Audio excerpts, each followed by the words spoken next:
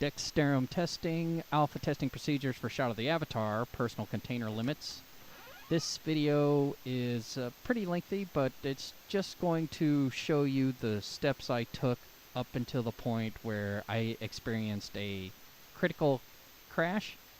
What I'm doing here is putting all of the items I have into one bag container. This was the project I had planned to do today to determine if there was a container limit. And later on you'll find that it did in fact crash up on me. What I did was replicate it a few times and then took a stock of my inventory in an Excel spreadsheet.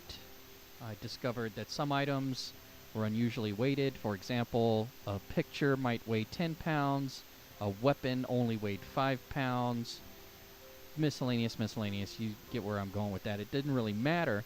Turns out what I was finding was I could have a certain number of items, and I believe that item number count ended up being around 130.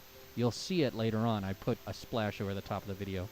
And it didn't seem to matter so much the weight of the items, because what I do then to test is to replace some of the items from my bag, take items out of my bag that weigh, for example, a small bag weighed 1 pound, took that out, put it into a chest, and then picked up a fountain which weighs 250 pounds and was able to put that into my bag. So that didn't seem to be the issue.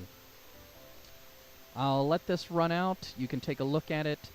The Excel spreadsheet appears at some point along the way here. 130 items at about 759 pounds is what I got. But again, I don't think the weight encumbrance mattered as much, so much as the container limit. Take a look at this. You'll see me crash here a couple times. Oh, let me point out that some of these clips you'll see are me gathering more and more items for the sole purpose of intentionally crashing the system. Once I find that crash point, then I was able to go back and do the experiments to try and determine what may be the issue. This is a closed source. That is to say, black box project, so I don't have access to the source code. I don't see the source code. I'm just experimenting with what I have, knowing what I can speculate upon. Enjoy.